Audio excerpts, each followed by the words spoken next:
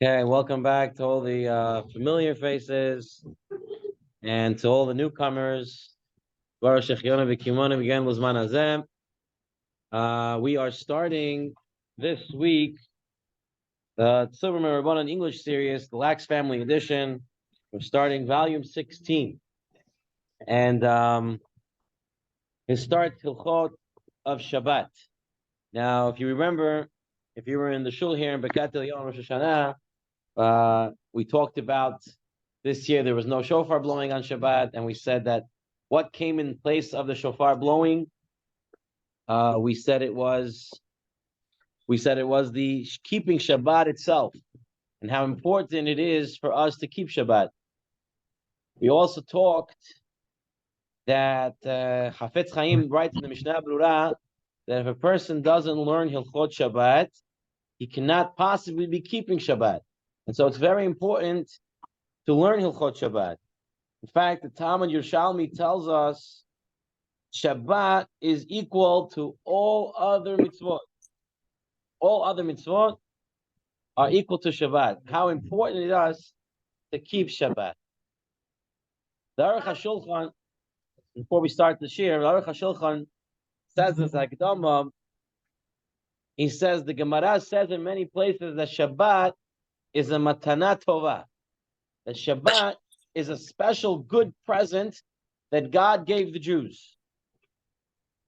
And Aruch HaShulchan asks, why is Shabbat the present? Why can't Sukkot be the present? Why can't Pesach be the present? Why can't the holidays be the present? So the Aruch HaShulchan explains, if you think about it, Pesach, Sukkot, all these holidays, what are they representing? What are they doing? We're commemorating an historical event. Something happened. The Jews got freed. Let my people go. Right? Let my nation live. Let my nation serve. All these parts. So this is what you're celebrating on the holidays. But he says, what's Shabbat? Why do we have Shabbat every week? Shabbat has nothing to do with the Jew. Zecher lema'aseh bereshit. Hashem said, I created the world, on the seventh day I rested. So who can observe Shabbat? Just from that point of view. Zecher lema'aseh bereshit. Everyone. The whole world was created by God in the first 6-7 days. The seventh day, Hashem had Shabbat. So really, it could have gone to everyone. But Hashem said, no, I love the Jews so much that this special thing of Shabbat that I had is going to be just for the Jews. It could have gone to everyone. But Hashem said, no, it's going only for the Jews. And what do? Shabbat morning, we have in our prayers that we say, God, you didn't give the Goyim to keep Shabbat. You didn't give anyone else to give Shabbat. You gave it only to us. That's how much you love the Jews, that you gave us this matana tova, this good gift of Shabbat. A couple of years ago, the Gemara tells us on Shabbat that angels come home with us on Friday night, right? And that's one of the reasons why we sing Shalom Aleichem, right? We sing Shalom Aleichem, Malachei Ashoret, Malachei Elyon, because the angels come and they see how your Shabbat table is, and if it's a nice, good table, the good angel says you should be zeichet to this again next week, and they say Amen, right? I remember a couple of years ago when I got married and moved to Queens. One of my relatives over there, my wife's relative, said they don't sing the last stanza of Tzedchem Shalom. You hear people don't sing Tzedchem Shalom, right? So what are we saying with Tzedchem Shalom? We say goodbye, angels. So people say, why are you kicking out the angels? The angels are on your house. Why are you kicking them out? So they omitted Tzedchem Shalom. And I wasn't very comfortable with it because, for 20-something years in my father's house, he always sang B'Tzedchem Shalom, and all of a sudden I come here and this guy's knocking out B'Tzedchem Shalom. I didn't have a good understanding, a good response at the time. But Chida writes that when we say B'Tzedchem Shalom, we're not saying goodbye right now. We're telling okay, angels, whenever you decide to leave, we're saying goodbye. It's like an early goodbye. Whenever you decide to go. But I saw recently, for the Shem Shmuel, he says even a greater idea. He says, what you say B'Tzedchem Shalom? We tell the angels goodbye because we tell them Shabbat is the yichud between Jews and Hashem. Even angels can't be at our table.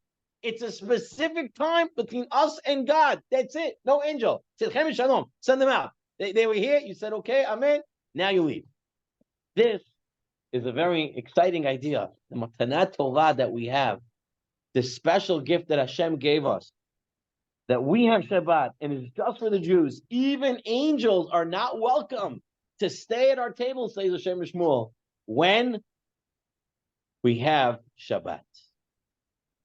Now, with this Hakdama, we're now going to begin on page 23 in volume 16, Hilchot of Shabbat.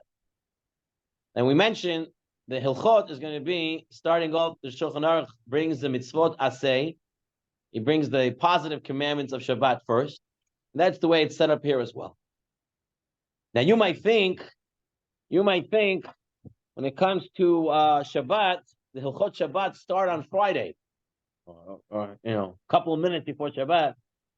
But we're going to see that there's already Hilchot in place starting 3 days before Shabbat. So we're going to start on page 23. And if you haven't used the Tzurba Rabbanan series up until now, I will ask you to take a look at page 22. Just for a moment, you'll see the way it's set up. There's color-coded. So the different colors, I guess the yellowish, orangish on the top is the Tanakh, is the Torah, Nevi'im, Ketuvim, Psukim. The reddish color is the Talmud, is Chazal, is the Midrash, Midrashim. We have the blue is the Rishonim, the green is the Achronim, and the purple is the Poskim of nowadays. Okay? That's the way he sets it up. If you ever see the color coded, you know what we're looking at. So we start off with a Gemara in Masechet Shabbat. And the Gemara tells us, you're not allowed to go on a sail, you're not allowed to sail on a ship fewer than 3 days before Shabbat. You can't go on a boat 3 days before Shabbat. Now, what exactly is 3 days before Shabbat? So some people are saying Wednesday, some people are saying Thursday. So it is machloket. Okay? It is a machloket. We're going to see that the Gra says it's Thursday. Interestingly enough, Chamuvadia brings down in his Svarim that it's Thursday. Al-Chabura says Thursday as well. Whether Wednesday night is also included into Thursday is a safek, is a question. But most Ashkenazic poskim do say it's Wednesday. But even them today, when you have luxury cruise lines, which is not like the olden boats that would shake up and down, there is what to rely on for Thursday. But right now, the Gemara says 3 days before Shabbat, a person can go on a boat. And when is this? What are we talking about? B'ma dvar mamurim ledvar harishut. When it's optional, meaning I'm going on a cruise. Technically, I'm going on a cruise. You can't get onto a cruise boat from Thursday. Thursday, Friday, you can't go on a cruise boat. If you want to go on the cruise liner, you have to go before Thursday. Okay? According to most poskim, you have to go before Wednesday. Now we're going to see why this is. We're going to have to see why this is in a moment. The Gemara continues that even though you're getting on, if you're getting on for the Dvar Mitzvah, if you're going to collect money for yeshivot, or you're going to collect money for Eretz Yisrael, for the people there, then technically you could go on even after Thursday. You can never go on Shabbat onto a boat, ever. Unless it's Pekuach Nefesh, unless you're going to be killed otherwise. But for any other reason, even with Mitzvah, you cannot go on Shabbat, but you could go Thursday, Friday. You have to make a condition with the captain of the boat, the Gemara says. You have to tell him you can't travel on Shabbat. Now, whether he doesn't listen to you or not, that's okay. You can still stay on the boat. You're supposed to make this condition, the Gemara says. Okay. Now, we're going to go to Shulchan Aruch, so we're on page 24, source number 2. Shulchan Aruch says you're allowed to go on a boat even on Friday, im holech ledvar mitzvah. If you're going for a dvar mitzvah, if you're going for a mitzvah purpose, and you have to make this condition with him that he'll stop on Shabbat. He doesn't listen to you. Ein bekach klum. It's nothing. It's okay. Aval ledvar harishut. But for optional reasons to go on the boat, you want to go on a cruise, right? Then you're not allowed to go on the boat. Pachot mishlosha yamim kodim Shabbat. Not until you can't go unless it's 3 days before Shabbat. So cruise is no good. You can't go on a cruise on Thursday. Right. That doesn't go. You know, but But if you go before, okay. If you go before, it's okay. Now the real question is, why is this? What is the problem with going on a boat on Thursday? So you're going to see the Mishnah Berurah. Today's boat and those days boat are two different boats. 100%. And they all boats like you could drown easy, very very easy. So you're saying it's a scary of okay. So let's take a look. Let's take a look. Let's take a look at Mishnah Berurah. Mishnah Berurah is going to be multiple reasons from many Rishonim, different reason of why it's asur to go on a boat from Thursday, Wednesday or Thursday. Okay, let's take a look.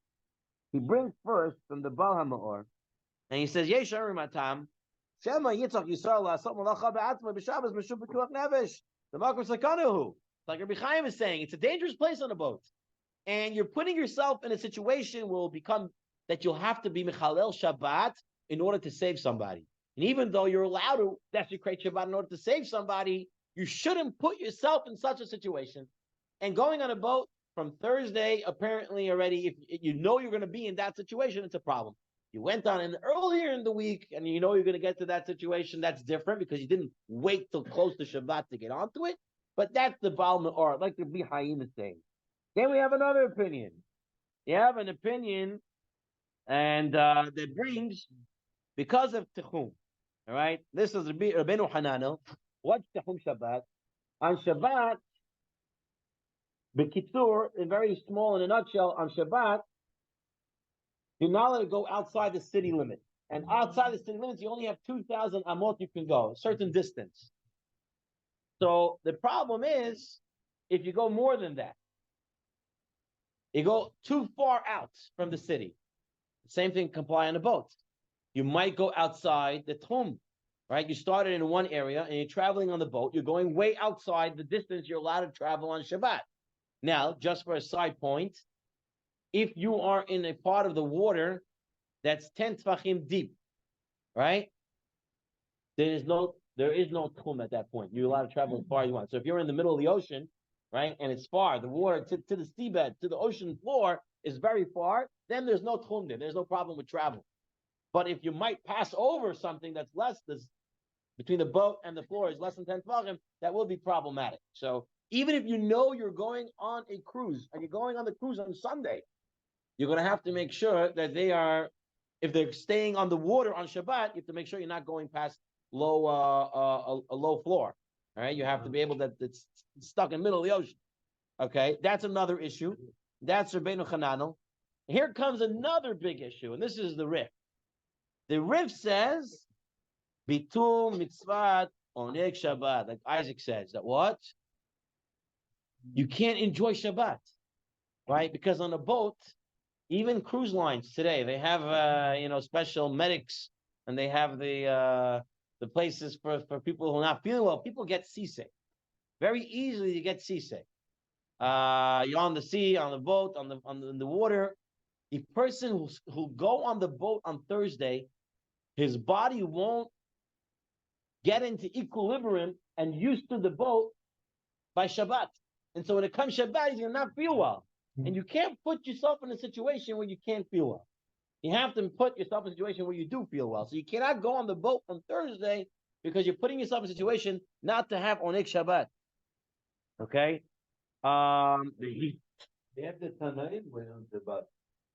No. Tanaim. Yeah. We're coming in Shabbat by the Sfina. They were doing a mitzvah. Doing a mitzvah. Also, we're going to talk about elective surgery. That's true. Also, if it's a small trip, meaning like if you take the ferry from Beach Channel Drive to Brooklyn, or you take it to Manhattan, that's not a problem, even on Erev Shabbat, because you're not staying on the boat. You're coming off the boat. You're just taking it as a small ride. Our issue here is you're staying on the boat on Shabbat. Okay? Another issue is it might be somewhat like swimming, and we know we have a gezerah. You're not supposed to go swimming on Shabbat in a swimming pool, even if there's an indoor swimming pool. You're not supposed to go into that swimming pool. You might create a swimming tube, right? And there's a gezerah. We don't go into a swimming pool. So for all these reasons, all these different reasons the Shonim give, that's why we don't go on a boat for voluntary reasons like going on a cruise already from 3 days before Shabbat. because 3 days before Shabbat is already connected to the next Shabbat, right? Thursday is already part of Shabbat of that week. Sunday, Monday, Tuesday is already after Shabbat of the last week. And so you're allowed to go on a boat on that point. Okay. On source 26, on page 26, source number 4, Rav Tzvi Goldberg brings down some halachic guidelines about kosher cruises today. In Costa Rica, today they have the Norwegian cruise lines also have the yeshiva week, right? They have the cruise, and they have kosher food. They have a dining room that they rent out and they kosher it up. Now remember, Rabotai, just because they have a kosher dining room, that means the dining room is kosher. It does not mean the rest of the cruise is kosher. You have to remember that in the back of your mind. Okay, you have to make that proper decision. When something is listed as kosher, it means the food is kosher. There's a mashgiach. You don't know what the boat's doing on Shabbat, where it's going, who's there, what's there. That's a whole different situation. But we'll see in a minute some things you have to take in consideration. But before we go on, he says, Tzvi Goldberg over here, he says, even nowadays, where it's possible to say these luxury cruise lines are not so rickety-rackety, you might not get so seasick, he says, no. Right, they have stabilizers. Okay. He says, no, you still have to be keeping this gezerah of not going onto a boat 3 days before. He says, because the truth is, the ship still tosses around and does cause motion sickness, and people can still lose their equilibrium while on the boat. He says 2 things to keep in mind. A, the Vilna Gaon learns the 3 days before is Thursday. So as long as you're going on before Thursday, Halacha Berurah says that, Thursday is the problem. Wednesday you can go on. Wednesday night, Safek better not to go on, but we paskin that Wednesday you can still go on to boat. The problem is from Thursday. Wednesday night also problematic. And the second thing is, if the ship is going to dock for Shabbat, then you have no problems, right? For the whole Shabbat, it's going to stay in place. Then the problem of the boat traveling and the seasickness and all that, that is already taken away. Now, before we move on over here, I have here a sefer by Rabbi Yonatan Nakson, very nice sefer. Anyone can get their hands on this. The Laws of Shabbat, a beautiful sefer that he put together. This is for Sfaradim, and here he also talks about traveling. If I show it here, okay, a beautiful book. People should try to get it. Page 64 in this sefer talks about traveling on a boat on Shabbat, and he writes here as follows: before traveling on a boat, even in permitted circumstances, as we just mentioned, one must make sure that all aspects on the boat do not present an issue for Shabbat, such as many of these luxury cruise liners have electric doors on Shabbat. You have to use the key card, and you have to activate things, electric bathrooms and the like. You walk inside, the light goes on. All these are problematic. Right, and you can't tell a guy to go do these things because it's a mere lanachri. It's also a problem, right? In a hospital nowadays, a lot of hospitals have been modernized, right? So now you go in, he's going to give birth on Shabbat, so she's pekuach nefesh, so everything's okay for her. But the husband's there with him, and he wants to use the bathroom. What is he supposed to do? The nurse says, "Call me," but calling her is also problematic, right? But there, at least you're there because you need to be there, right? It's not the bar rishus. You didn't decide to go to the hospital. Right, because you had to be there. On the boat, you decided to go on the boat for a cruise, and you put yourself in a makom, in a place of being mechalel Shabbat. It's a very big problem, and one should not travel in such a boat on Shabbat. He writes over here, and he brings us from Chacham David Yosef in the Halacha Berurah that if you know the cruise line is not in halachic, again, the dining room is kosher, the food is kosher. But what about all the other issues that appear on the cruise line? Okay, so that's an important thing to keep in mind as well. Now we're going to be dealing with another issue, and this issue is what about if I'm in Israel and I am going on a Jewish-owned cruise line? Because right up until now, we're talking about going on the Norwegian cruise line, Costa Rica, where most of the staff are goyim. right? But what happens if I'm going on a boat, on a cruise, where most of the staff are Jewish, and I'm there on Shabbat? So these non-religious Jews are being Mehalel Shabbat for me. That's a much, much bigger problem. So here we are. We'll start with the Igrot Moshe, page 27, source number 5. This question was presented to Rav Moshe Feinstein, Zechet Tzadik Lebracha. And they asked him, I'm going on a boat, I'm going to be there on Shabbat, and there are staff members who are Jewish. Rav Moshe Feinstein took a little bit of a lenient approach over here. And he writes, I rule that in this case is no more severe than actual malacha, which if he set sail on Sunday, Monday, or Tuesday, right, if he went on the boat on Sunday, and then the Ramah wrote earlier on, even it's going to lead him to be Mechalel Shabbat later, it's going to be okay because he started it early. So the Ramah says it shouldn't be a problem. However, in the Yechaveh Da'at, who's Yechaveh Da'at? Chacham Ovadia. Chacham Ovadia, right? No such thing. He says they're going to do many melachot on Shabbat. And it's not dangerous for them to stop in middle of the ocean. Put an anchor down and don't move. And just stay there. And yeah, the whole Shabbat. It's not, I mean, nowadays it might be dangerous to do that in the seas or anything to do with Israel. You have a lot of terrorists out there and pirates that are trying to take over all the Jewish boats. But we're talking about cruise liners in a time not of war, and just stopping in the middle of the thing and not making the boat continue shouldn't be a problem. And therefore, if you're making them continue to steer the boat, and don't say it goes automatically, he says, even though you think it goes automatically, they still have to be involved. And plus, there are tons of other melachot that go on the boat. There's fire, that you have to cook stuff and do things, and there's all these different melachot that are going on. So he says, therefore, you're not allowed to go on it. You have to stay away from such boats. And he brings down the Lubavitcher Rebbe say the same thing. He said there's no reason, there's no way to permit going on a Jewish-owned cruise into the middle of the ocean on Shabbat. You can't do it. And Rabbi Yitzchak Yaakov Weiss in his Shalos Tshuva, Minchat Yitzchak in source 7 says the same thing. If the sailors and the officers of the ship are Jewish, it's forbidden to set sail upon, even at the beginning of the week, even if you're going on Sunday. Since it's forbidden to derive benefit from the malacha of Jews done on Shabbat. And one who does so violates the prohibition of Lifnei Iver. You're putting a stumbling stock in front of these Mechalei Shabbat.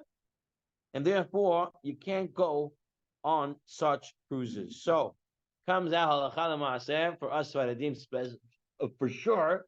If it's a cruise line and the staff on the cruise line are majority Jewish, it's going to be problematic.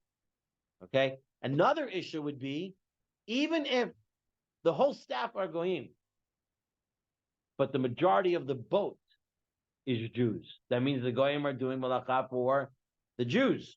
That's also a problem. Okay? So even if all the staff are goyim, but the majority of the people on the boat are Jews, the what do you call them? The clients, the tourists on the cruise line, right? The vacationers, right? The passengers, okay, if their majority of them are Jewish, then the goyim are doing malacha dafka for the Jew. And that's also a problem.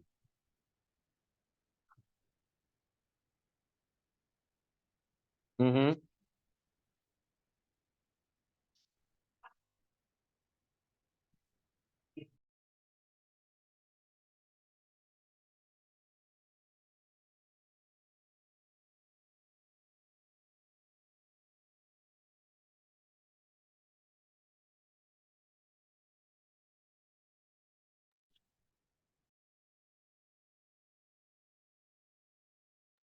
There's no voice.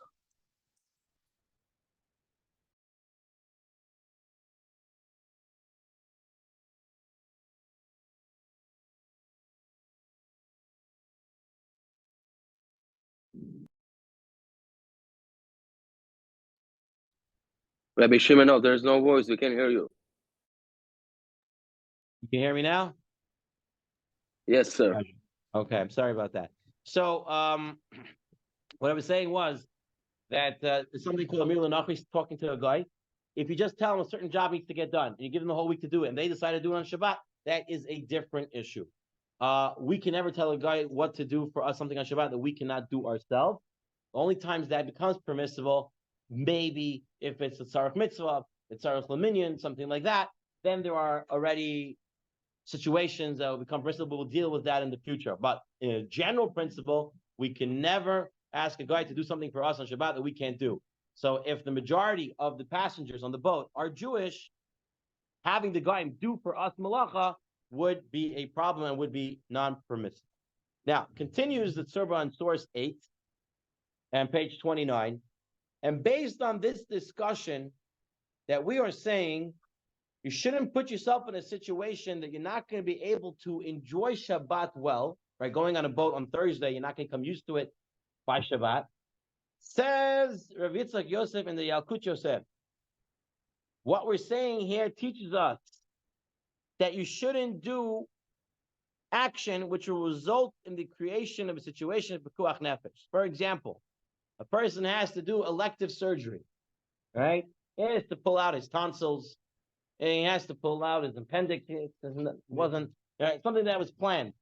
He should not plan it from Thursday.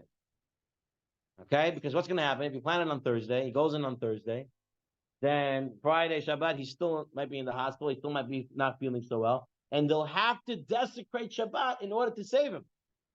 So therefore, don't situate it from Thursday. Some people have a different cheshbon. Some people say, if I do it on Thursday, then I won't miss so much of work. Because I have Thursday, okay, it's the last day of work, or Friday, whatever. Then I have Shabbat Sunday, and I'll be able to go back to work on Monday. Right? Now I'll do that. You're not allowed to michalel Shabbat that way.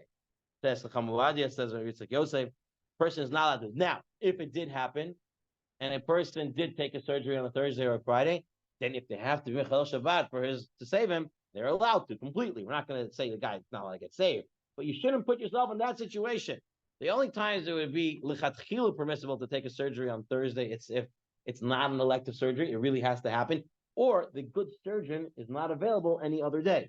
Right? This is the guy you want to go to. This is the guy with the reputation that's good. This is the guy who can do the job. He's only available Thursday nights. So at this situation, I don't have much of a chance, much of a choice.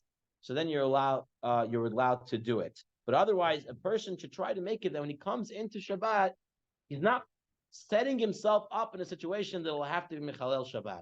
You want to come in good. Yes, Malkiel? A labor induction is included in this, right? Yeah. If it's an elective labor induction, meaning that it's not an emergency. They're telling her she has to take the child out, but she's planning when to take the child out. She should not do it for Thursday. I mean, over here, doctors are they always seem urgent. They be like, you got to do this tomorrow. They give you some kind of deadline, or you're going to get a C-section, all of that. Insurance claims, they get paid higher rates for C-section. Exactly. Okay. We'll deal with that at a different, offline. Okay.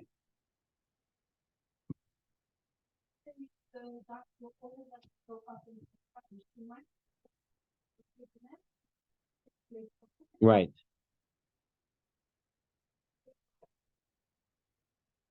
%. You would always want to wait for something naturally to be, than to induce it. But if we know she's going to induce it anyway, some people do this. Some people plan it. They don't want to wait around. They want to and just induce a labor. So then, technically, halachically speaking, you shouldn't be doing it from Thursday. It should be done earlier in the week. You shouldn't go into a situation where we might have to be Mechalel Shabbat for that. Okay, now that we dealt with this first case of going on the boat on Shabbat, we're going to briefly discuss going on other modes of transportation. For example, can I go on a train on Shabbat? Right? Well, I'm not going cross country. I'm taking it in 5 boroughs, so I'm not going outside the club. I don't have to pay money because today, like every other person, you skip the turnstile, right? So you just jump over. You don't have to pay any money. It's permissible. You just go onto the train. I get on the train. It's automatic doors. I go on where I got. Opens up. I come up. I never did anything. I didn't do any melacha. That's really, so is it permissible or not? So, first of all, some people want to say the train is 10 tvachim above the ground. So there's no issue of tchum, of leaving the certain distance that you're not allowed to leave on Shabbat. That's not possible, says Kamuvadia, because the train is connected to a rail. The rail is connected to the beams, the grounds, and everything's connected to the ground. So definitely the issue of tchum exists. So if you're going intercity or you're leaving the tchum to go from one place to another, that would be an issue. Tchum would be an issue. But there's a bigger idea here from everything. If you turn to page 30, the Ramban, so Nachmanides writes a very interesting yesod, and the Khatam Sofer uses this to answer the question of going about a trade. And he says that it says in the pasuk Shabbaton, right? That Yom Kippur is a Shabbaton, and not just Yom Kippur, but every holiday and every Shabbat is a Shabbaton. He says, what does it mean, Shabbaton? Says the Ramban. He says, you know what this means? That shenistavinu min atar liyot lanu menucha b'yom tov afilu midvarim she'enu malacha. He says it's in order to take off from stuff that are not even considered a work on Shabbat.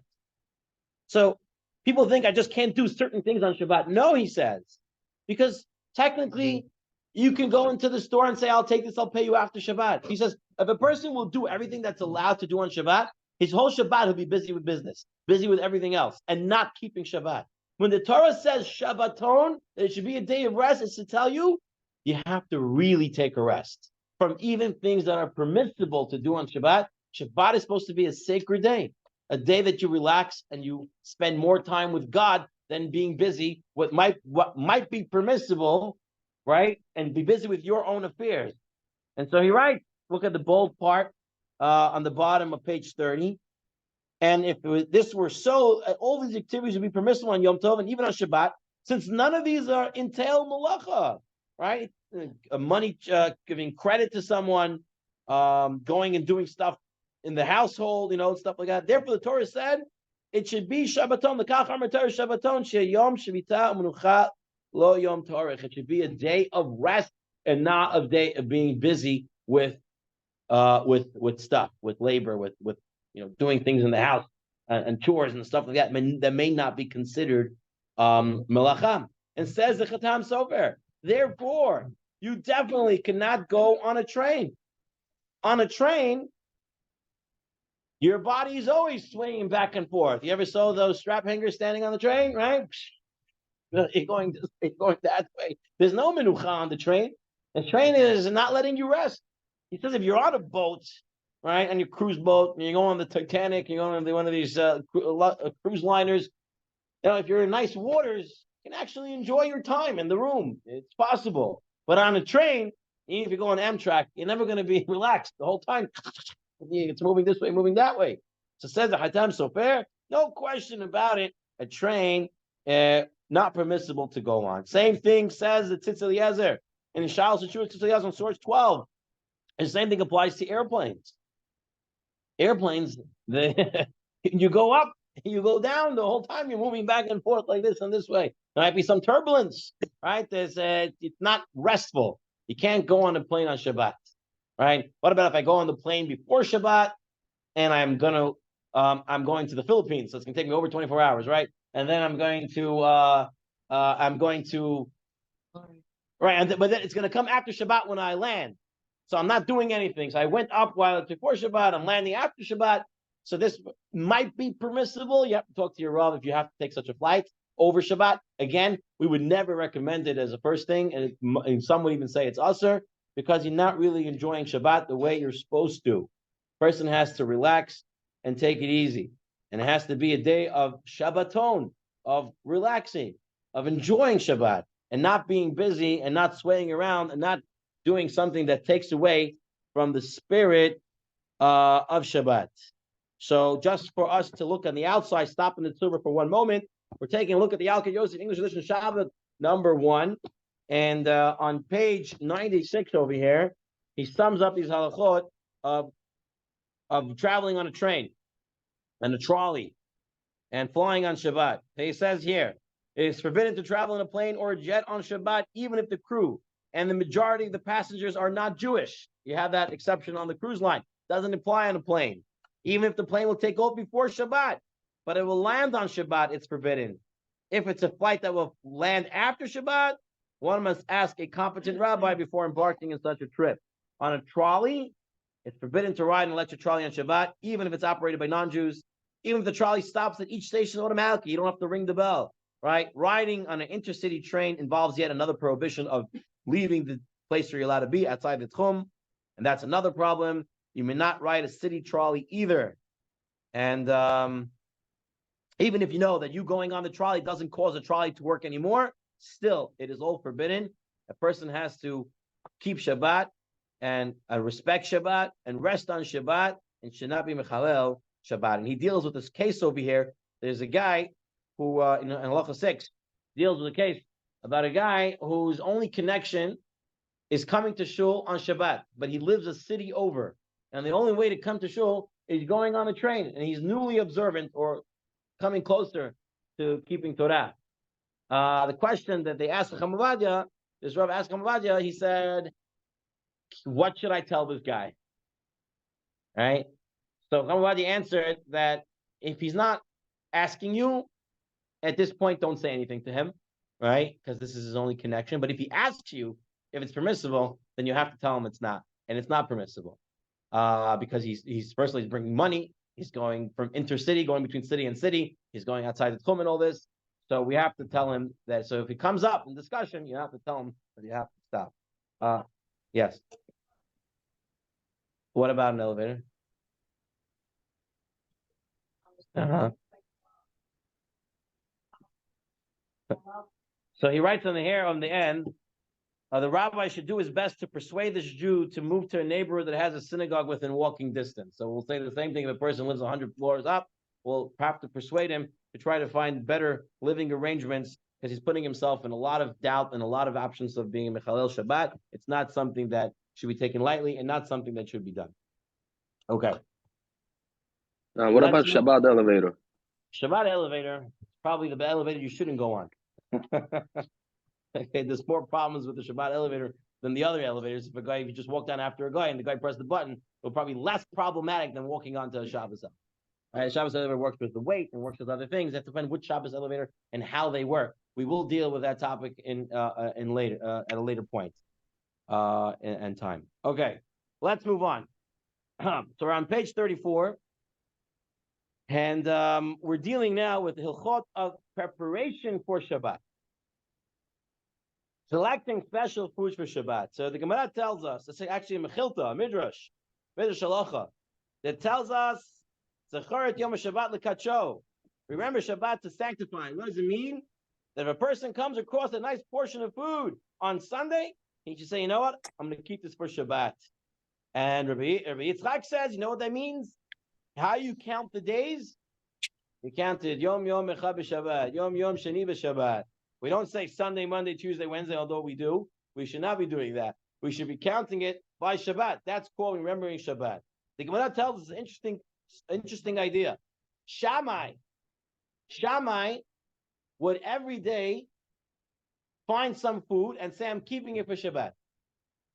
Yeah, no, it was good. That's what he said to do. But then if on Monday he found a better food, he ate what he found on Sunday and kept it Monday one. And same thing for Tuesday, Wednesday, and stuff like that. But Hillel didn't do that. Hillel was Yom Yom. Every day he got his own food. And on Friday, he got his stuff for Shabbat. So usually, when it comes to Halakha, Shammai and Hillel, who do we go according to? Hillel. What do we go in this place? We go like Shammai. Says, Why? what's your name? Menashe says you do like Shammai. No. And then you eat it before Shabbat. Something wrong with it. It's not making a nether. He's saying that I was for Shabbat because it's good. If I find something better, then obviously this will take over. What if we don't? Okay, so I'll give you an example. So let's say the wife cooked something very nice for Shabbat, and you're interested in eating it, but then someone walked in with something even better. So now you want to eat the other thing, right? So it's not a suit to not eat it. In our home, we eat everything. Kol hakavod. My pants, I can't fit everything inside. I have to eat minimum. Okay. I don't know what I can fit, 1 or 2 foods. All right. So the Mishnah Berurah says, why is it? Usually we go with Shammai, we usually go with Hillel. Why over here we go with Shammai and say you should find things early in the week? So the Mishnah Berurah says, you know why? Even Hillel will agree people should act like Shammai and prepare early. The reason why Hillel didn't do that is Hillel was a big Baal B'tachon. He believed in Hashem greatly, and he had such a B'tachon that he said, I'm not going to prepare for Shabbat until Friday. And then on Friday, he'll find what he needed. So this is Hillel. These are people with big Baal B'tachon. But the average person, says the Mishnah Berurah, should follow Shammai and should prepare a little bit early. Says the Pnina Halacha on page 36, he says today, this halacha is not that applicable because today, Baruch Hashem, we have major supermarkets, right? Bingo is coming here soon. So you already have Kolsave, you have 2 gourmet glots, you have Frankel's. So bingo is coming? Yeah. The sign is up already. The sign is up already. It's a for sure now. Once the sign's up, it's done deal. Okay. You have Kolsave, gourmet glot, you have Seasons, you have many such supermarkets. You can go there at any time and you can get everything you need. Okay. It's closer to you. Right before Shabbat, and not to have The new bingo is close to you. The new bingo is 7 minutes by car from my house. I already GPS'd it. Okay, fine. Wow, you guys are lucky. Very good. Okay, you can always come and enjoy. All right. So the Nini Halacha says another interesting idea, like Rabbi Chaim said, it's probably a better idea to go shopping Thursday or Friday because you get fresher food then. All right. The B'derech Klal, the Jewish supermarkets restock Wednesday. Okay, the dips are from like last week up until Wednesday. They go on sale after Shabbat, like half off or whatever it is, and then Wednesday comes the new stock. Right, usually Wednesday is definitely Thursday comes the new stock. Right, and then you already know it's always don't just take the one in the front. Take the one from further back because usually they keep the older ones. They restock it correctly. Right? What? I know, right? I'll tell you what. I wish in the hospitals they would do that because when they stock the hospitals, that's what it should be. But in the hospitals, they leave the old stuff in the back and they stock with the new thing. So now all the old stuff that should have been used first are in the back. And when it comes to the Joint Commission, we have to now start going through everything to make sure the old stuff are not there. Because if something is found expired, the hospital can get cited and it could be a problem. But in grocery stores, they're very smart. They put the other stuff in the front. Okay, so keep an eye on that. All right, fine. I go shopping with my kids. I say, Daddy, why are you always taking the things from the back and checking the date and everything? Because I know the way these things work. All right, fine. Comes to another idea on page 36. Laundering clothing for Shabbat. The Gemara in Baba Kama says that Ezra and so forth brought us back the second Beit HaMikdash, made a couple of tekanot. And one of them was not to launder clothing on Friday, but rather to launder them on Thursday, in order to have clean clothes for Shabbat, says Rashi on source 20. Shulchan Aruch writes it. Okay, we're going to see in a minute. One of the enactments of Ezra was that they should launder their clothes on Thursday in order to honor the Shabbat. Says the Mishnah Berurah, so that they should be white for Shabbat. You want to have good, nice clothing. And you should be able to prepare for Shabbat on Friday. Now, going back in the olden days, in order to do laundry, right, it was a whole to-do. You have to go to the river. You got to take water, you got to bring it out, you got to do it by hand, clean everything, spot clean. Then you got to wring it out, and then you got to dry it. It's a whole process, a whole day thing. So if you're going to do that on Friday, when are you going to prepare the manti? When are you going to prepare? When are you going to prepare all these other good foods? When are you going to prepare the fish and everything else? That can be time. No, it's 12 on Shabbat, right? It's Shishma, you have to prepare. Chumash Shabbat, you have to do all these different things, but you have time. So therefore, he said no laundry on Friday. Got to be done earlier. Now, did he say no laundry on Friday, or did he say not to be busy on Friday? That would be a big difference. Because what about today? Today, you have the laundry machine. You throw it inside, you put in the Tide or whatever it is you're using, the fabric softener and whatnot, and you put it on go, right? And it goes. And then everybody has, Baruch Hashem, today. I remember when I was growing up as a kid, not everybody had dryers, right? You still have the thing outside and you hanged it up with the clothespins, right? Now everybody has a dryer. You throw it into the dryer. The hardest part of laundry today is the fold. Everything else is easy. It's in the machine, in, out, right? So what about today? Can you do laundry on Friday? Yeah. So says the Shminat Shabbat Hilchata, right? This is Rabbi Yeshua Neuwirth. And by the way, if you want to read interesting biography of him on page 38, very interesting that he, throughout the war, World War II, the way he survived, he ended up living the last few years in an attic by a guy, and one of the Sfarim, he only had 3 Sfarim in him. and one of them was the Mishnah Berurah on Shabbat, one of them is Kitur Shulchan Aruch, and based on those Sfarim, he kept learning it and learning it for 3 years during the war. And after the war, he had to travel on a boat on Shabbat to get saved. And since he felt that he was Mechalel Shabbat, even though it was for Pituach Nefesh, he said, I'm going to make I'm going to do something for Klal Yisrael. And he wrote the Sefer, Shmirat Shabbat Yilchata. And in that Sefer, he goes in depth with many, many halachot. So he writes over here that he says, you have to look if today this Tikkun of Ezra still applies. When everyone does laundry in a washing machine, and there's no concern that they will be too busy on Erev Shabbat. Says in Halichot Olam, Chacham Avad, you're right. Today, when everyone washes laundry on page 38, everyone washes laundry in an electric washing machine. And there's no need to spend a lot of time washing laundry. It seems that it's permitted to wash clothes on Friday. However, says Chacham Avad, it is appropriate to do it earlier so that Friday will be entirely free for Shabbat preparation. So even though technically today you can do laundry on Friday, still probably a better idea to do it on Thursday. This way you can be more devoted to laundry. I mean, many houses, the laundry might be in the basement. It might be on the second floor. And so there's the traveling up and down, forgetting about it, waiting for ring, and then, getting involved in sorting it and everything. So it could add up some time, even though it's much, much less than the olden days. Better to try to do it before. But if someone needs something washed for Shabbat on Friday, you can definitely throw it into the laundry machine and take care of it. Continues on page 39. Shabbat preparations on Erev Shabbat. Okay, so he brings down the Gemara in source 26. It says a person should always get up early on Friday.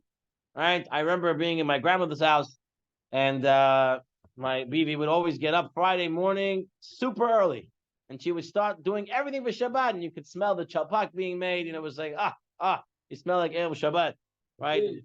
Right? It was a different world. And it brings down the Gemara. You should get up early in order to do the stuff for Shabbat. Because how do we know? It says by the month when they collected the manna in the midbar, they prepared what they brought. They brought the manna and they prepared it for Shabbat. So when did they bring it? They prepared it as soon as they brought it. Rashi says, when did they bring it? They brought it early in the morning. Therefore, it says Shulchan Aruch, Yashkim baboker b'yom shishi lehechin tzarchei Shabbat. Halacha, get up early on Friday to prepare for Shabbat. It's halacha in Shulchan Aruch, right? That's what our grandmothers and parents used to do. They got up early to do it. They were fulfilling this halacha. Shows you to get up early and to do the stuff that needs to be done for Shabbat. Now, the question that is brought up, let's say nowadays, especially in the winter, many people know that it's going to be very short Friday, and they have the kids, and they have to give them showers, and they have to give them lunch and stuff like that. So they do a lot of their preparations on Thursday, right? So they cooked all the food on Thursday. Do I still need to get up early on Friday? Is it everybody has to get up early on Friday, or only people who are actually taking care of getting ready for Shabbat? So like the teenagers in the house that really don't do anything, like, did they have to get up early on Friday? So those questions do exist. Definitely, you should get up earlier than usual. Friday is coming, especially now in the winter. Who has time to do anything? Shabbat's already 4:00. It's already all over. The game's done. So you definitely a good idea to get up early, and the halacha is brought down that way. On page 40, shopping for Shabbat. Okay. So it is a big mitzvah to have nice foods for Shabbat. And Baruch Hashem, our women, make sure we have not just nice food, we have abundance of food, we have great food. And when do we go shopping for this? So we already talked about shopping when it's fresh, Thursday, Friday. Says over here, what happens, I didn't shop yet, and it's Friday morning, okay? Can I go to shop before I pray Shacharit? So the man's going to go shop. Can he go before he prays Shacharit? So says Isaac, yes. And he's right to a degree. If he knows that after he prays Shacharit, he's going to come and all the good stuff are going to be gone, right? So if you go to Kinneret, the Lepyoshkas come in the morning over there. If you wait too long, it's going to be gone. You're not going to get any Lepyoshkas then, right? You're not going to get any nice bread. So you snooze, you lose. So in such a case, if you know it's going to be gone till you wait to pray the tefillah, you're technically allowed to go before you pray tefillah. Obviously, you should say brachot, you should say Shema, and then go and buy the stuff. He says in the Mishnah Berurah, if you have a Torah class after tefillah on Friday, and you want to go shopping, you should still learn your Torah class. But if you know there's not going to be any food left, you shouldn't establish a Torah class after Friday Shacharit because you should really go shopping at that time. It's a mitzvah to get the food that you need. And if you look at Shminat Shabbat Kilchata on page 41, source 30, and a lot of our ladies do this, we should also get into the mode of doing this, that when you buy something on Thursday or Friday, what should he do? Vayomer b'sha'at hakniyah she'oseh kan lichvod Shabbat. A person should, when he buys something for Shabbat, should say, I'm buying this for the honor of Shabbat, lichvod Shabbat. To say that, in order to do so, it makes it realizable that it's for Shabbat.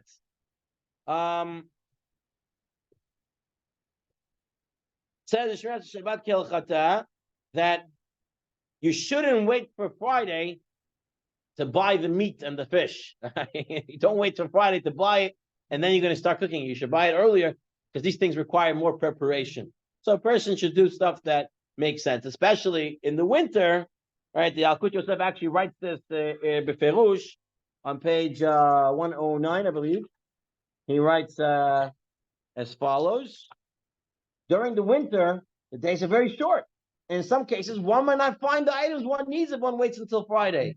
In these cases, one should make those purchases on Thursday. So, definitely, you want to get the fresher things, the fresher baked breads, fresher chalot, fresher lipyoshkas on Friday. That's a great thing. I remember when I used to work the night shift at Maimonides, and I used to come here after the night shift, I would, if you went to the tandoori bread on 48, they were already open early morning. So I used to go after my shift. Yeah, so right around the corner from my grandmother. So I used to go there like 6 o'clock in the morning, smell this fresh baked bread. It's all on the tandoor over there, all baking. I used to get a couple. I used to drive back an hour in the car afterwards, smelling the beautiful baked bread. That was a great feeling. And technically, you should try to do that if you can do that Erev Shabbat. But if a person knows he's not going to get around to it, and it's a short day, he can do it earlier. Tasting the Shabbat. Question. Yes, Malkiel. We say ze lichvod Shabbat Kodesh or lichvod Shabbat Kodesh, or it doesn't matter. What's the difference again? Say Ze again. lichvod Shabbat Kodesh or lichvod Shabbat Kodesh. You have to say this is Shabbat or just I whatever don't the think I don't think the verbiage makes much of a difference. Lichvod Shabbat, you're saying for the honor of Shabbat. Ze lichvod Shabbat, this is for the honor of Shabbat. You know, if you're holding something in your hand, you're saying lichvod Shabbat, and that's what you're meaning. Okay, you don't have to even say lichvod Shabbat. You can say, I'm acquiring this for the honor of Sabbath. Okay, and that would also work. So in any language is fine. In other words, you're saying that I'm buying this for that. You can point to it. You don't have to hold it. You don't have to say any specific language as long as you're making it recognizable that I'm buying it for the honor of Shabbat. I usually say everything I buy today is like for Shabbat Kodesh. That's good. True man. Blanket statement. Everything's for Shabbat Kodesh. The women like to pick up each item and say it again and again. Oh, come on. Either way, it's good as long as you're having that intention. Okay. You have to say it after you get the receipt or before you grab it from the from the shelf. I'm not sure. I think it's either or is fine. I think it's either or is fine. Yeah, it's not. I don't think it's that. Tell him you have to stand Hashem Yichud. Rabbi Hayim says you should make Hashem Yichud before you say it. Okay, fine. Source, page 41. Tasting the Shabbat food. Says the Mishnah Berurah based on the Arizal. So this is a Kabbalistic approach over here. Says the Arizal, Mishnah Berurah brings it down. Mitzvah, to taste the foods Erev Shabbat. Says Mishnah Berurah, in order to check it. However, if you take a look in the footnote in 34, he brings down, there might be two reasons to taste the food Erev Shabbat. One is to make it good. Second one is to show honor for Shabbat. You know, you want to taste it to show the honor of how much you're interested in eating Shabbat food. There's a chiluk between there, right? Because, first of all, if it's just to fix it, who should be tasting it? The chef, the cook, the person making it. Why is anyone else coming to taste it? Or unless he's the taster, okay? And he's going to tell them how to fix it. But what about all the other kids in the house? They have no reason to taste it. But if it's Lichvot Shabbat, in order to show that I'm honoring Shabbat, then the whole house should eat it to taste a little bit of it. Because then it's Lichvot Shabbat for everybody. Right? Then it doesn't have any food. It's very true. That usually what happens to the kugel, right? It's gone already. The children's gone already for Shabbat. Everybody wants to be tasting it. And he says over here, the Mishnah Berurah, based on the Arizal, that To'amea, person who tastes it, Chaim Zachu, he's going to be meriting life. Person gets long life in Olam Haba in order showing honor to taste the foods of Shabbat. So it is an Indian. It is something good to do.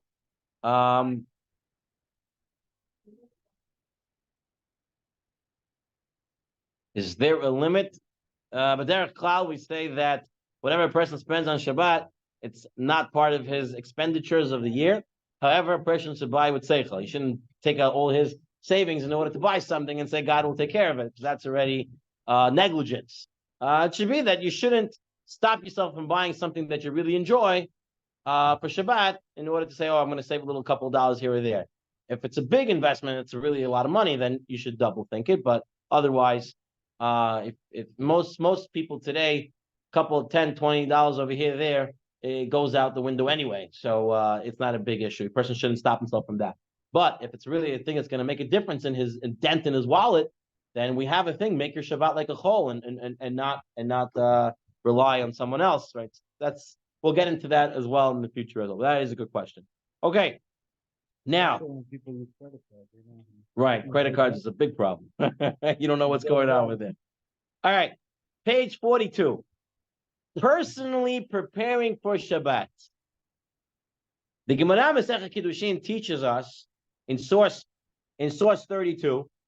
The Gemara Masechet Kiddushin teaches us that if you can do a mitzvah or you can send someone else to do the mitzvah, it's better if you do it yourself. It shows more respect and honor for the mitzvah if you do it yourself. And the Gemara brings an example that Rav Safra, the great Rav Safra, would singe the head of an animal on Erev Shabbat in order to eat it on Shabbat. He would cook the head of the animal.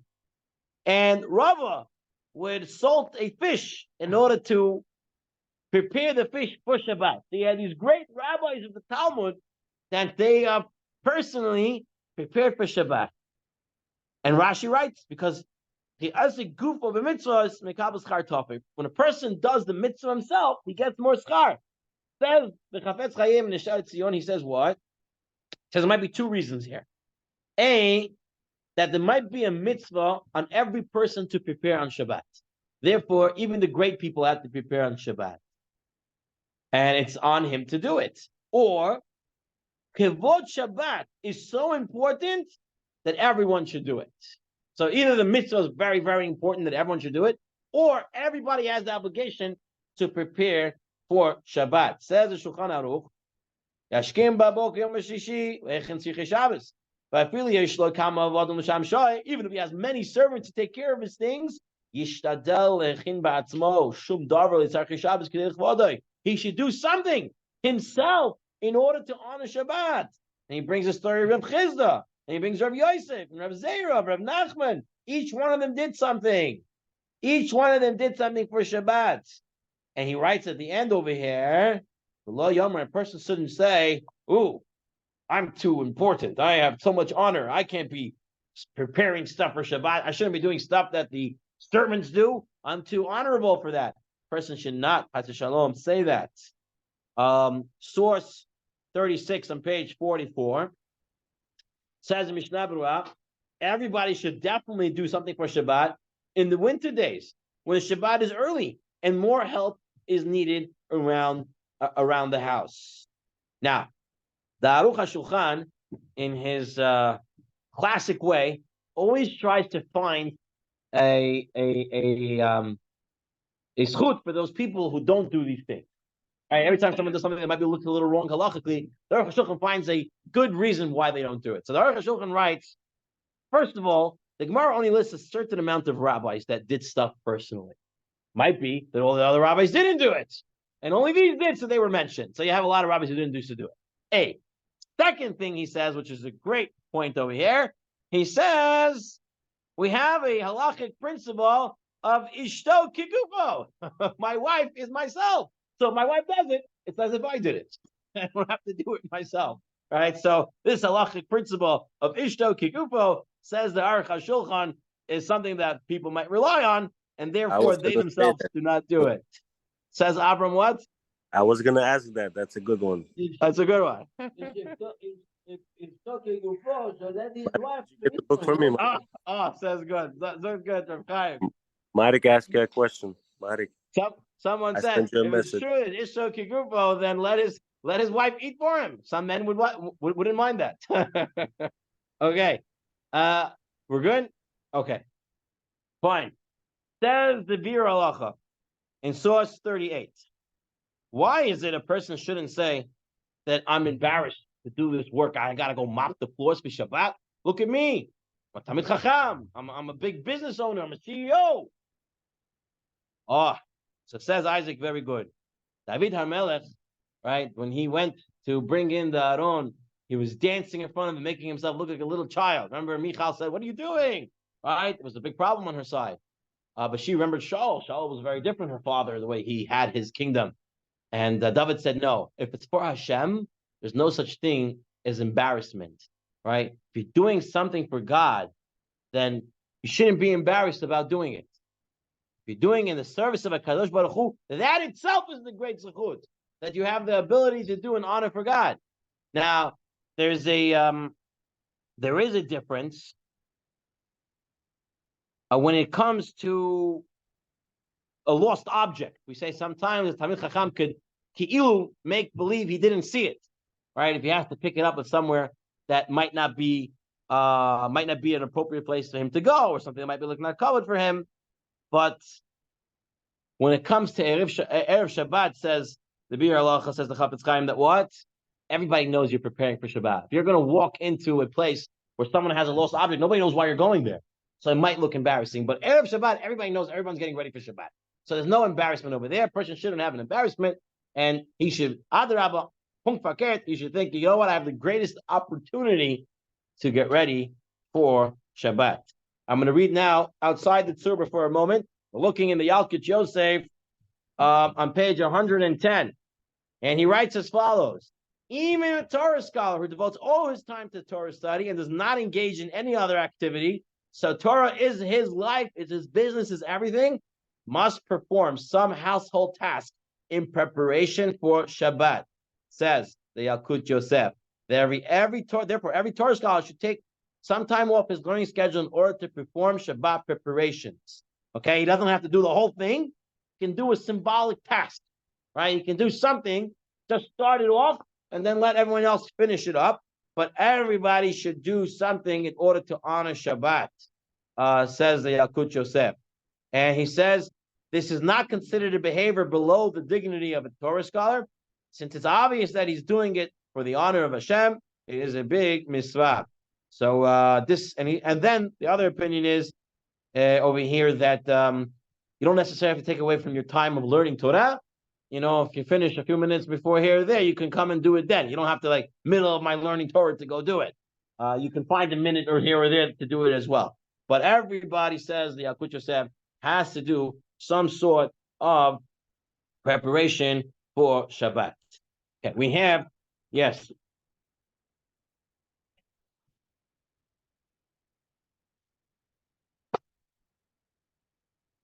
Yeah. So again, we said every person should do something for Shabbat. He doesn't have to do the whole thing. He can do a symbolic act, do something small. Lechvod Shabbat. If he didn't do it, he didn't do it. Not the end of the world, but we're saying what you should do is try to do something Lechvod Shabbat Kodesh. Okay, we're on page 46. We're dealing with the next topic of eating a meal on Friday. Okay, what would be the problem of eating a meal on Friday? Your wife spent the whole day cooking and making things, and now you don't want to eat, right? Because I'm full. I was with my friends. I went to Lafa Bar and Grill Erev Shabbat, and I had a nice, good shashlik there, and I'm full. I don't want to eat. Problem, because when it comes to Shabbat, you want to honor Shabbat by wanting to eat all these delicacies on Shabbat. So there is a Gemara, Masechet Pesachim, the 10th parak, that says a person should not eat Erev Shabbat from mincha. What exactly is mincha? That's going to be a machoket. Which mincha we're talking about here? Mincha gedola, mincha katana. Mincha gedola is 6.5 hours into the day, and mincha katana is 9.5 hours into the day. Okay, if you take a look at your Zmanim map, you can see what's mincha gedola, what's mincha katana, and you'll see the difference in the time. Rabbi Yossi says you can eat until dark. You started eating, you can just continue eating. Is like Rabbi Yossi. And the halacha is like Rabbi Yossi. Technically, you can eat the whole Shabbat up even until it gets dark, until you have to make kiddush. That's going to be the halacha. You are correct. Yeah. However, Masechet Gittin says a story that there was a family in Yerushalayim that used to eat every Friday a big meal, and that whole family was killed out. Why? Chachamim said because they wouldn't honor Shabbat by coming to Shabbat hungry, and therefore we learn from there that we should come into Shabbat a little bit hungry. Says the Rambam. Look at source 42 on page 47. There's an Isser likvoa suda umishta be'erev Shabbat nipnei kavod Shabbat. You're not allowed to make a suda or a wine festival erev Shabbat, but mutter le'achol v'lishtot ashet echshav. You're allowed to eat or drink until nightfall. Ba'afal pikein michvod haShabbat.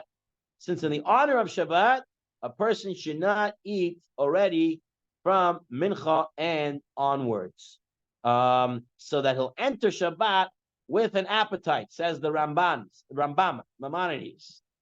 And says the Maggid Mishnah explaining the Rambam that if it's a meal that you never eat, and now all of a sudden you want to make an extra meal on Friday, that you cannot do. But if it's a regular meal, you always have lunch at 2 o'clock. Right? If a guy eats lunch every single day at 2, then there is no isser to eat that lunch. Still, a person should be cognizant and try not to eat after mincha. Take a look at source 44. Is the Shulchan Aruch himself. So here it says the Shulchan Aruch. So he's learning like the Maggid Mishnah. It says the Rambam says you're not allowed to make an extra meal on Friday that you never have, and even if it's an engagement meal, you shouldn't do it. It's not considered a sudas mitzvah because of the honor shel Shabbat.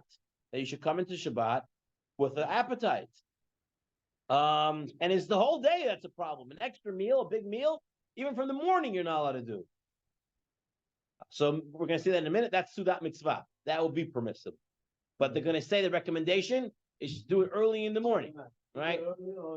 Last year, my sister had her baby boy, and the brit was Erev Shabbat, and we had to all go. She lived in Muncie, and we went. It was early in the morning. It was like 7 o'clock. It was in winter. It was like this month, right? And by the time we got back, it was already after 12.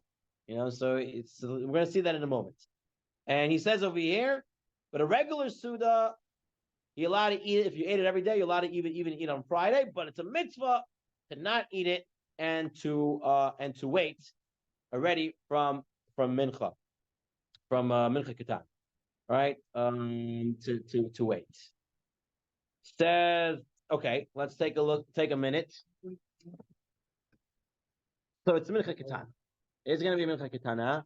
So, but we're going to see there are those who the Anshe Chasidim Maisa that were held already even earlier that a person shouldn't eat. So I have here another sefer for people who want to get it. It's called Shabbat, the Emmanuel edition, a very nice sefer that he also puts for Sfaradim, puts a day-by-day lesson for Shabbat. So on day 16, he talks about eating. And he writes over here, it's forbidden to have a big meal. That's not the norm during the week because of Kavod Shabbat. So the one can eat Shabbat with an appetite. And this Isser applies all day. However, a meal, which is the norm during the weekdays, may be eaten the entire day. However, a person should refrain from eating from the 9th hour of the day. So, Mincha Kitana, person should already stop eating at this point. You're allowed to eat small amount of food. So the problem is, what food you shouldn't eat from 9.5 hours into the day, from 9 hours into the day, which food you shouldn't eat? You shouldn't sit down to a bread meal. All right, anything that's a bread meal, you shouldn't sit down. If it's a big portion of mizonot, you should also you should stay away from because you want to come into Shabbat hungry, somewhat with an appetite. And he writes over here, Chasidim and Anshe Maaseh were strict from themselves already from Hatzot Hayom. already from midday, they wouldn't eat certain types of food, mizanot food, so they would come into Shabbat with an appetite. Yeah, so 2:30ish, right? Friday, Shabbat's 4 something, so 2:30. A person should already not eat big meals at that point. Shouldn't have any meals. Technically, you could eat a meal if you usually have a meal at that time, but we're saying not to. So, what about fasting? What about fasting? I want to come into Shabbat. I want to. So Kabbalistic reasons say not to fast Erev Shabbat. Only for his What? Hold on a second. Let me say my part. So, shouldn't fast Erev Shabbat. Kabbalistic reasons. B. Second reason is most people who fast don't fast too well. You get nervous. You get upset. You get more angry with other people, and you do not have the ability to help someone. You have the ability to prepare for Shabbat normally. So therefore, it's highly frowned upon to fast Erev Shabbat. Right. You want to come normally. You want to enjoy Shabbat. Right. You don't want to do that. Yeah. Sarah is the only fast that we do on Friday. Yeah, that is true. Moshe, I usually have breakfast on Friday morning and all the way into Shabbat. All the way what? All the way to Shabbat evening, I don't eat until Friday. Is that You're good? Very good. Okay, Rabotai, I have 4 more minutes. I need to finish up the chapter over here. I don't think we're going to be able to finish all of it, but let's try as much as we can. So he brings, the thing is, you want to come in a little bit hungry into Shabbat. You don't want to also be, Rabbeinu Chanal says, you don't want to be too occupied with your meal. You want to be eating and forget about Shabbat. You don't want to do that either. However, the Ramah, Mishnah Berurah says, and this is Halacha L'Maaseh, that if it's a Sudat Mitzvah, it's a Brit, it's a Pidyon HaBen, it is a Sudat Mitzvah, then you're allowed to eat it on Friday, even though it's not a regular meal. Or Chatunah. They used to do it Friday night, they used to leave the meal for. Right. But you're allowed to eat it, but you should try to do it early in the morning. So you should come in hungry to Shabbat. Okay. We have 2 more sections over here. We'll do it a little speedy over here. Page 50. Doing Melacha Erev Shabbat. So the Gemara says you shouldn't do Melacha Erev Shabbat already from Mincha. Which Mincha is this? Mincha Gedola or Mincha Ketana? Same machloket. 6 hours into the day, 9 hours into the day. So the Mordechai says from Mincha Gedola. Beit Yosef brings down it's from Mincha Ketana for 9.5 hours into the day. They're talking only about professional. Shulchan Aruch says it's from either or. Now, what type of job you can't do? If it's a job that's related to Shabbat, like an electrician trying to fix the electric in the house, mutar, because you're doing it for Shabbat. If you're going to take a haircut, mutar, because you know you're getting the haircut for Shabbat. Writing a letter for somebody that takes a minute or 2 to do, mutar. It's only doing something that's going to take time and you might get stuck in it. That's what you should not be doing Erev Shabbat. Stores that people need, they allowed to be kept open Erev Shabbat, but they should close and with ample time to get home. Okay? I remember when I used to live in Borough Park, there used to be certain grocery stores that were open even when the siren was ringing. Right? They had the 18 minutes before, and then again, right at the time, it was still open. People were going in and under the gate trying to get stuff last minute. That would be problematic. Traveling on Shabbat, Erev Shabbat. The Gemara says a person should not travel more than 3 hours worth of travel on foot on Erev Shabbat. The reason is because you want to get home on time. You don't want to get stuck in problems. And also, in the olden days, nobody knew if you're coming to them as a guest. You just showed up. They didn't know. Today, with the advance of communication, you're allowed to travel later in the day, not just in the first couple of hours in the morning. Because you call the guy. He says also because today, most people are already prepared for guests. They prepare more food than themselves they can eat. So there's always more food, so you don't have to be worried about that. However, halacha l'maaseh about traveling Erev Shabbat is a person should always set double the amount of time that he needs to travel before he goes out on a journey on Erev Shabbat. Because things happen, cars break down, traffic jams happen. So a person shouldn't put himself in a bad situation. Traveling to Muncie can take easily on Friday over 2 hours. So a person should prepare 4 hours to go before. So that means if you're going to go somewhere, you should leave. You should leave early. You should leave 12 o'clock if you're going to go somewhere that take you 2 hours, because Shabbat's 4 o'clock. You should leave double the amount of time before it takes to travel on Erev Shabbat. A person should not put himself in a sticky situation, because a lot of things can be Mechalel Shabbat at that point. We'll end off with one last Dvar Machshava. If I can suggest everybody to turn to page 58, source 71. This is from the Rosh Yeshiva of Yosef Ber Soloveitchik of Yeshiva University, Yeshiva Shemein Tzich Chanan. And look what he writes here, Rabotai. True, there are Jews in America who observe Shabbat, but it's not for Shabbat that my heart aches. It is for the forgotten Erev Shabbat. There are Shabbat observing Jews in America, but there are no Erev Shabbat Jews who go out to greet Shabbat with beating hearts and pulsating souls. There are many who observe the precepts with their hands, with their feet, and with their mouths, but there are few indeed who truly know the meaning of the service of the heart. So we all have Shabbat, but we have to start getting our Erev Shabbat into control. אדוני חפץ למען צדקו יגיד תורה וידיר. אמן.